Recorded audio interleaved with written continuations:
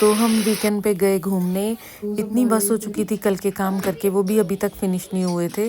तो हस्बैंड ने पहले तो गार्डन क्लीन किया, फिर उसके बाद अर्शु की कटिंग करवाई मेरे साथ और सारा कुछ क्लीन किया। उसकी फीड चेयर भी, हर तरफ हेयर्स ही हो गए थे।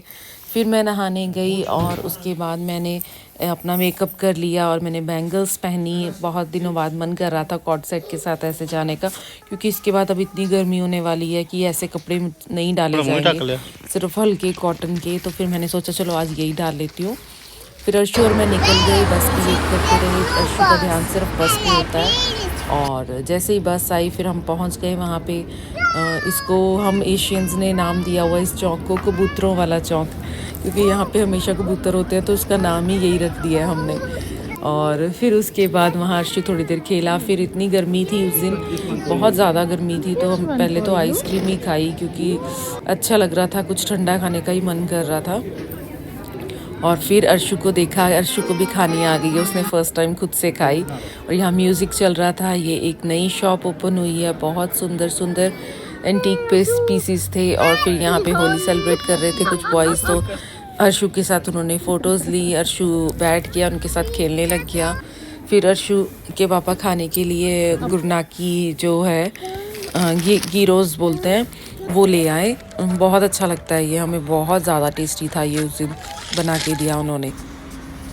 और उसके बाद हमने फिर थोड़ी मस्तियाँ की, खेले अर्शु के साथ, राउंड एंड राउंड किया पार्क में और थोड़ा डांस किया विदाउट एनी सॉन्ग।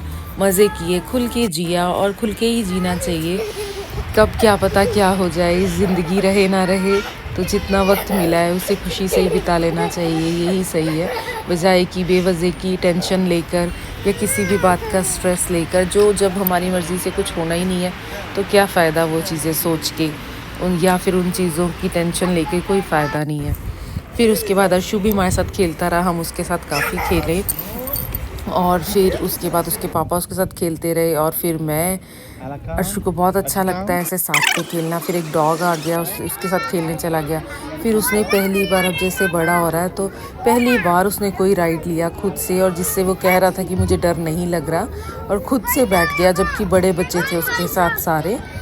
बट अच्छा लगा उस दिन हमें कि, और मैं शॉक्ड भी थी, ये कैसे कमाल हो गया, कैसे राइड ले लिया उसने, ये तो बैठता ही नहीं है। फिर उसने दूसरा राइड भी लिया आराम से। वापसी में बस में सो गया और फिर मैंने डिनर बनाया। So thank you, bye.